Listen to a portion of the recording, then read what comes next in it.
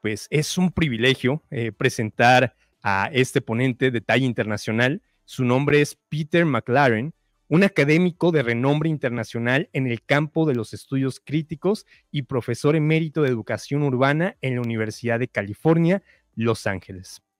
Durante su carrera, ha sido una de las voces más influyentes en el desarrollo de la pedagogía crítica, enseñando en instituciones de prestigio como la Universidad de Miami, en Ohio, y la UCLA. En su ponencia, Peter McLaren nos llevará a explorar los principios de la pedagogía crítica y cómo ésta reconoce la relación interna entre los mundos objetivos y subjetivos. Explicará la importancia de la conciencia crítica, destacando su papel en la liberación de la humanidad, tal como lo planteó Paulo Freire. Abordará el papel del diálogo y la praxis transformadora en la educación y también discutirá temas contemporáneos como el impacto de la digitalización y la vigilancia masiva, relacionándolos con las dinámicas de poder opresivas que la pedagogía crítica busca desafiar y transformar. Es un privilegio contar con su participación el día de hoy. Demos una cálida bienvenida a Peter McLaren. Adelante, Peter.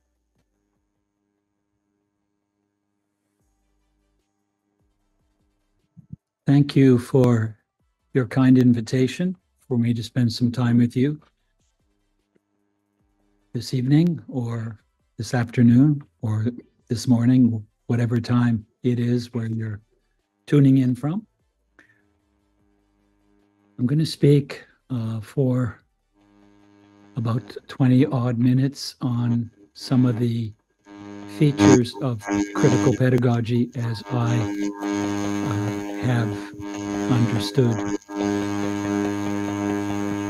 Critical pedagogy acknowledges that our objective and subjective rules are internally related. This understanding is central to comprehending what, Brazilian philosopher and educator Paulo Freire meant by his very famous term, conscienciação.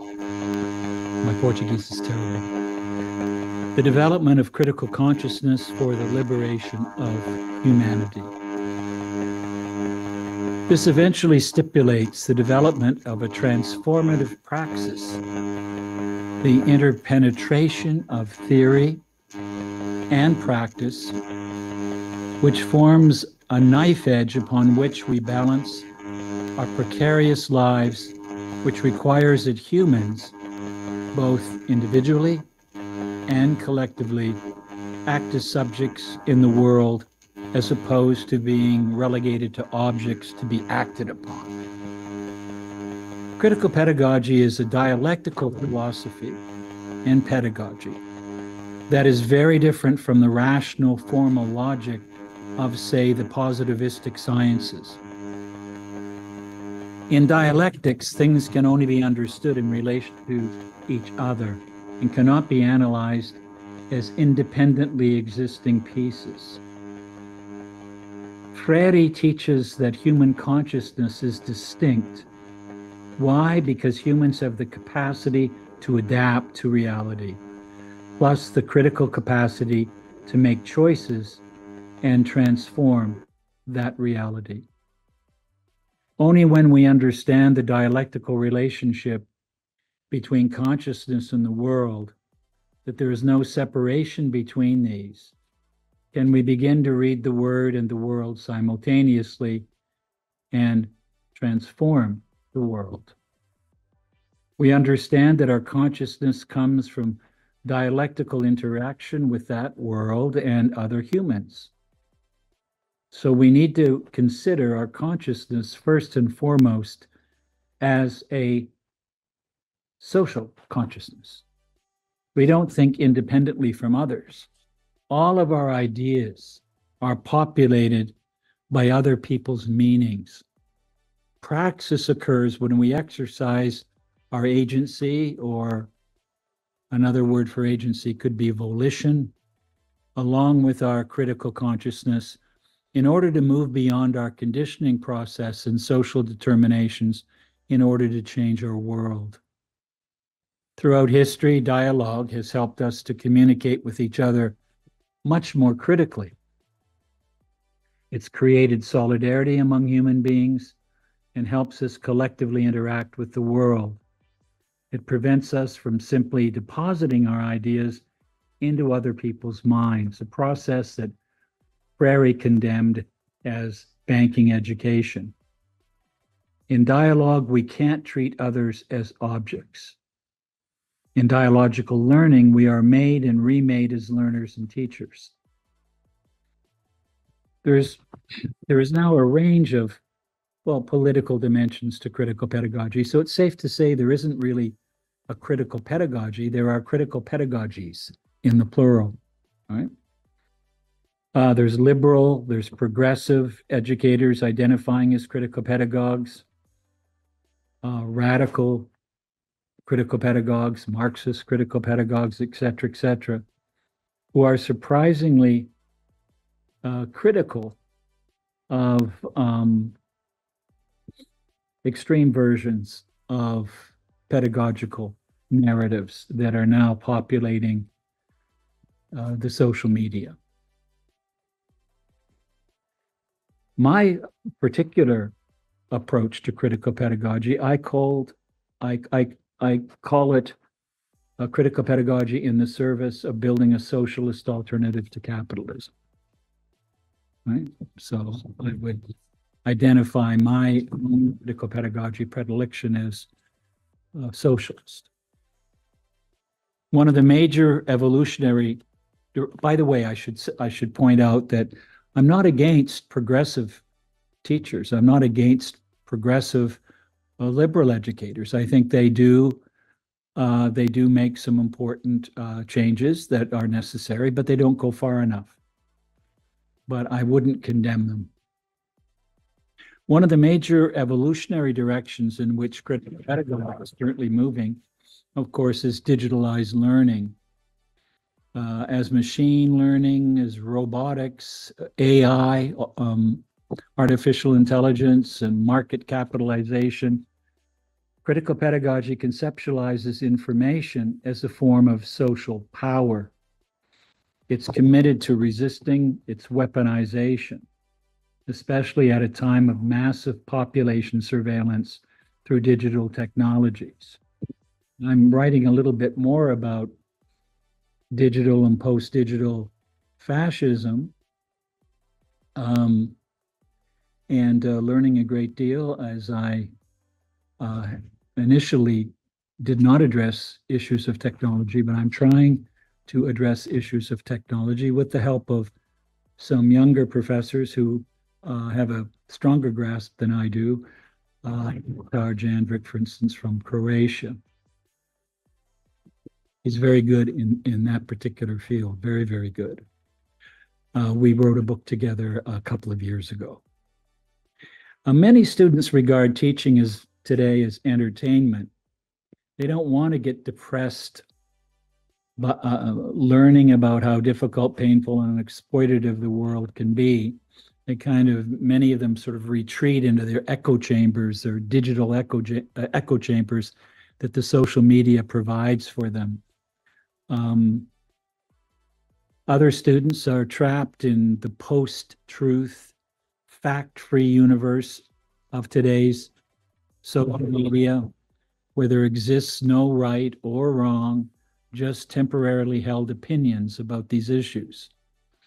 There's a lack of understanding of what constitutes an argument, how to adjudicate the argument, and what constitutes, for instance, an opinion. Students can retreat into digital platforms where they do not have their ideas questioned or challenged.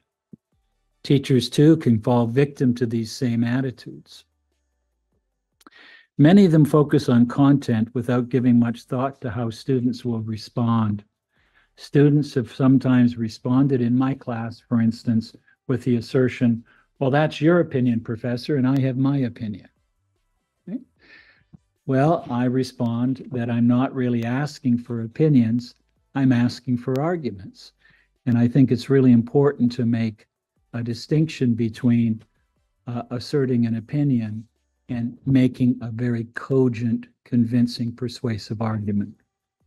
Students need opportunities to acquire new and challenging experiences, focusing on the socio-historical and political forces and contexts which reflect their own social identities. That's difficult to accomplish in today's classroom settings. Too many students receive knowledge passively in a decontextualized form for the students to memorize and repeat on standardized tests. Critical pedagogy encourages students to grasp knowledge dialectically in relation to current problems and injustices in order to transform society in the interest of social justice, within an ethics of compassion, an ethics of care, an ethics of fairness. What is needed, I think, is a problem-posing model of education which can lead to critical consciousness, resulting from a dialogical engagement about the manifold complexities of students' lives and their lived experience. Critical pedagogy isn't designed to offer solutions to oppression, to inequalities in our solutions to the inequalities in our social universe. It's not solution giving as much as it is problem posing. In order to change society, to change reality, we need to know what the key questions are that we should ask. That's the first step.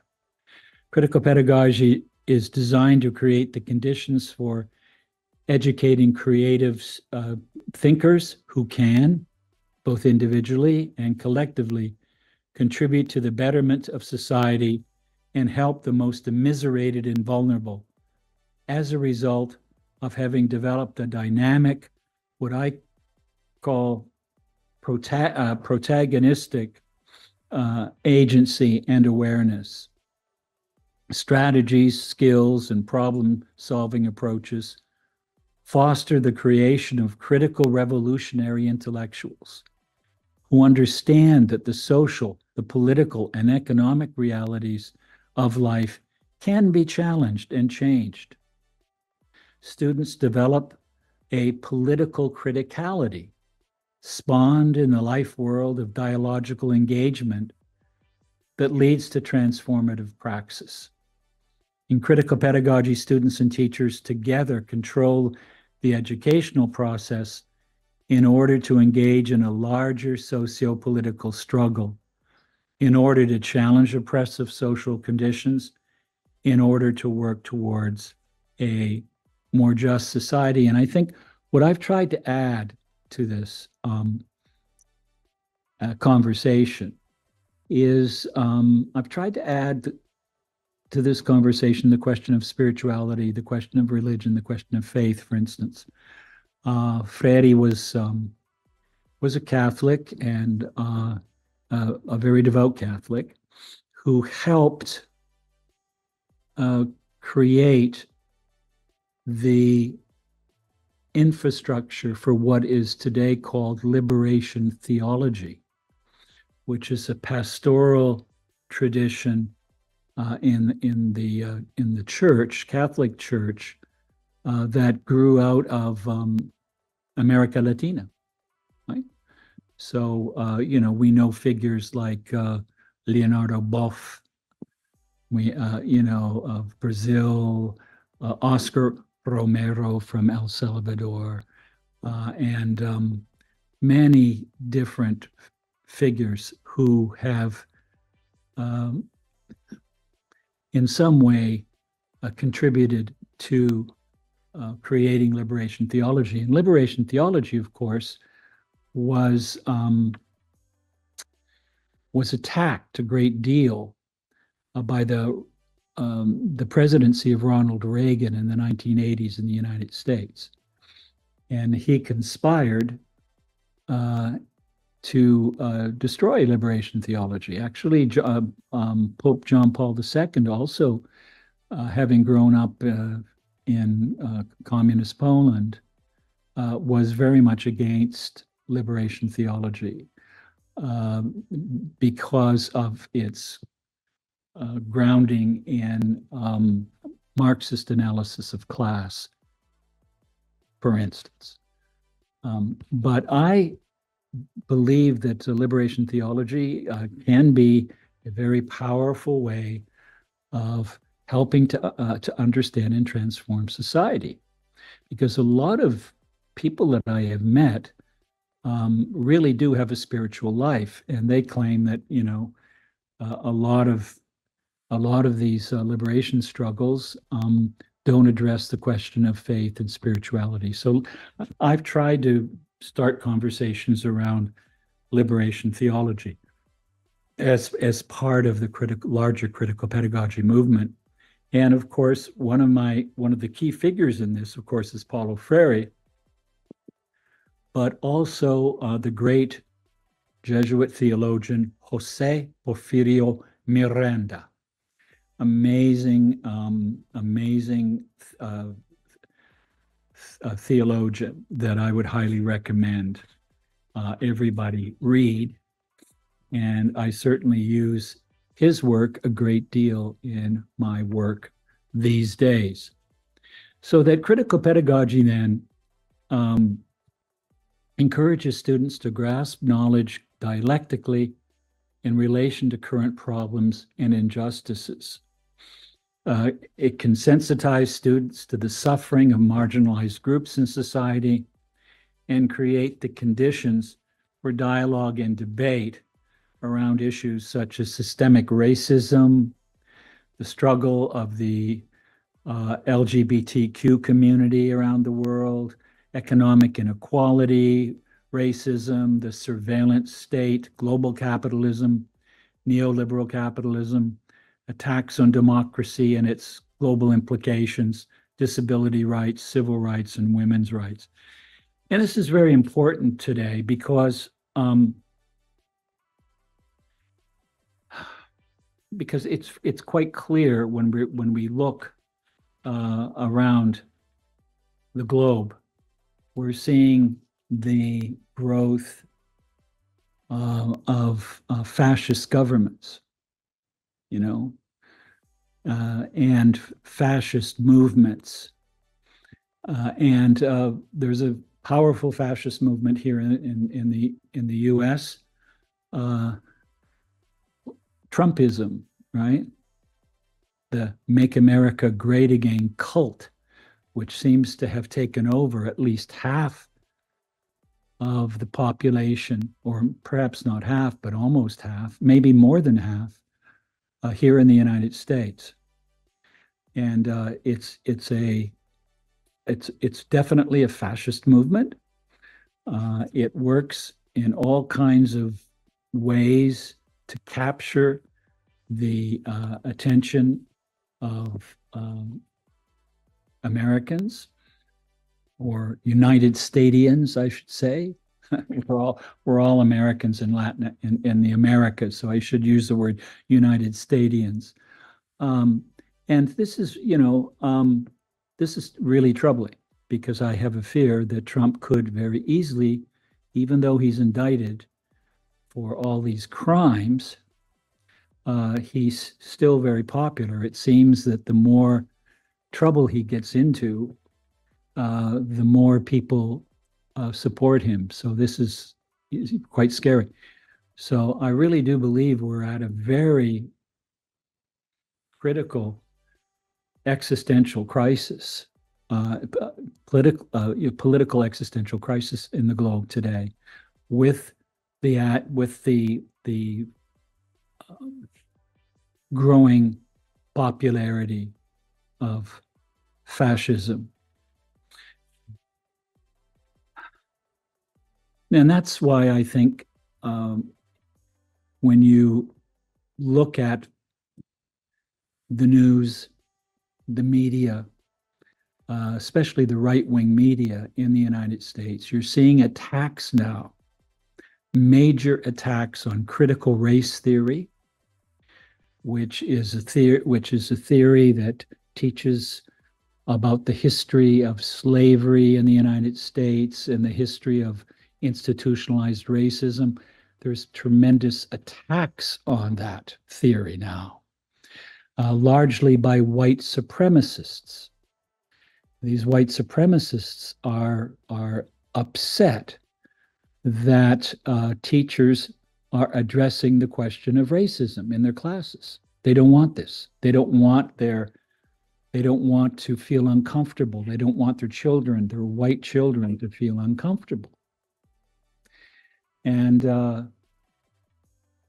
there's, I mean, it's very complex. I don't have the time right now to get into it, but it's a very complex process. This Euro nationalism, Euro-Christian nationalism. It's quite insidious. And as a matter of fact, in Florida, there's a governor called Governor Ron DeSantis. And Ron DeSantis has spearheaded a lot of bills and laws, new laws, that prohibit the teaching of race and racism, to prohibit it unless you teach it in a very sort of superficial way. Right?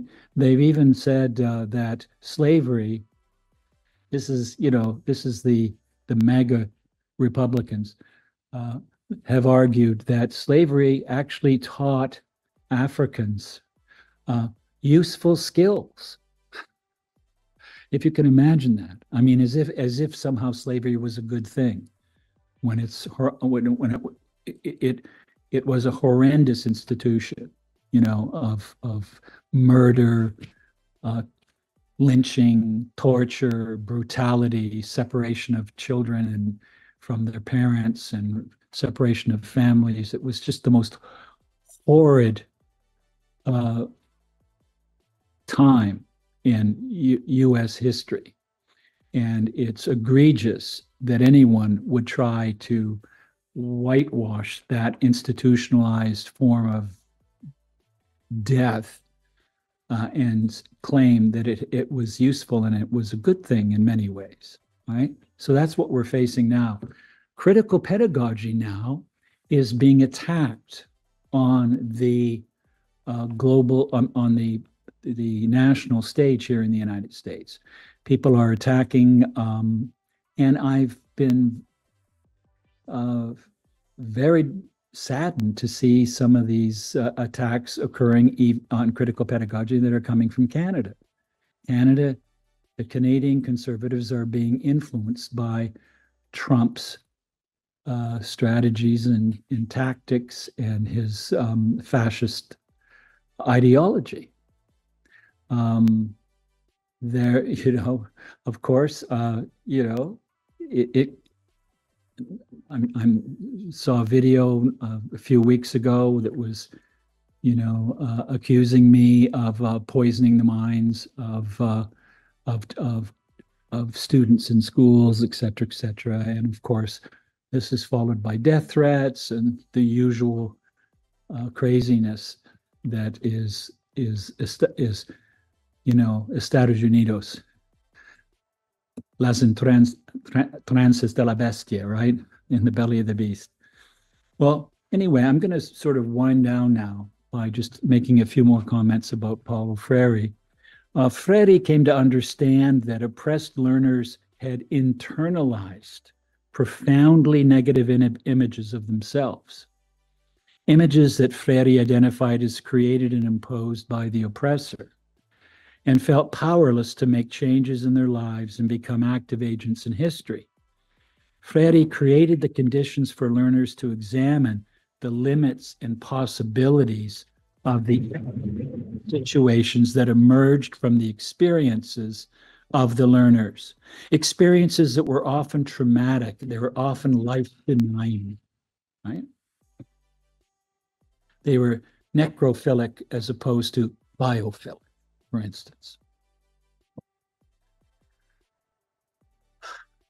Critical consciousness, according to Freire, demanded a rejection of passivity and encouraged the practice of dialogue wherein learners were able to identify contradictions in their lived experiences. What are those contradictions? And were able to reach new levels of awareness of how they were being made an object in a world where only subjects have the means to determine the direction of their lives. Made a choice to create history, right? Rather than being a casualty of history. So critical pedagogy is not really about discovering the truth of the world through theoretical study and then engaging in a step-by-step application of our knowledge to the world, but rather engaging the material world critically, right? In ways that enable an understanding of the world that seizes the will, seizes the heart, seizes the agency of the learner. Those who Freire referred to as the oppressed see a world that they believe has already been written and view themselves as having been written out of this narrative.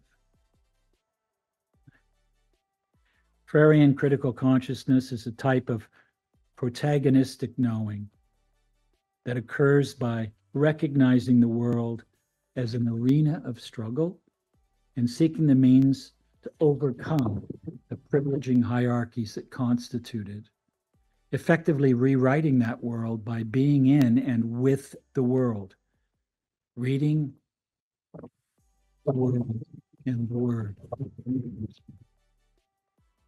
Effectively rewriting that world by being in and with that world.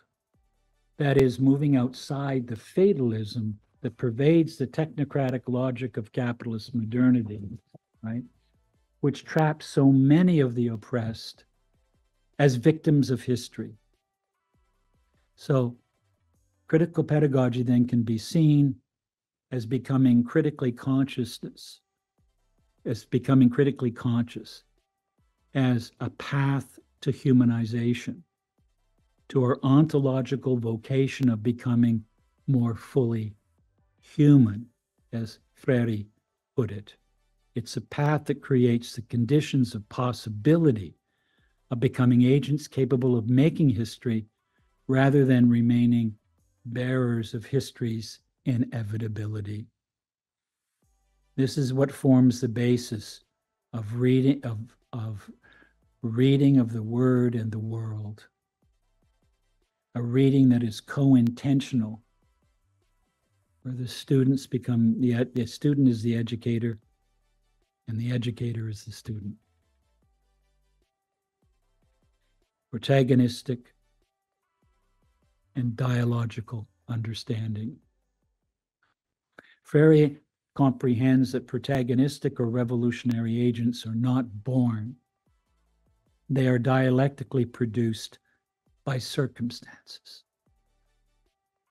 To revolutionize society, it's necessary to revolutionize thinking. Yet at the same time, to revolutionize thinking, it's necessary to revolutionize society. All human development, including all thought and all speech, for Freire is social activity, and this has its roots in collective labor. It's important to understand that for Freire, process and the outcome of that process become one, which Freire refers to as critical consciousness. I think I should stop here, and that's just a very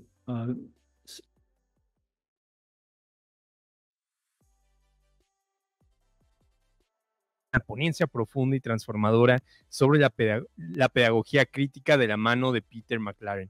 Nos ha guiado a través de los principios fundamentales de esta corriente educativa, resaltando la importancia de la conciencia crítica y el papel del diálogo y la praxis en la transformación social.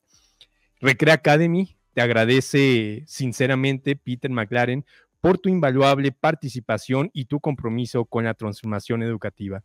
Thank you, Peter, for your participation in this event. We truly appreciate your participation. Tu visión es una fuente de inspiración para todos nosotros. Thank you so much, Peter.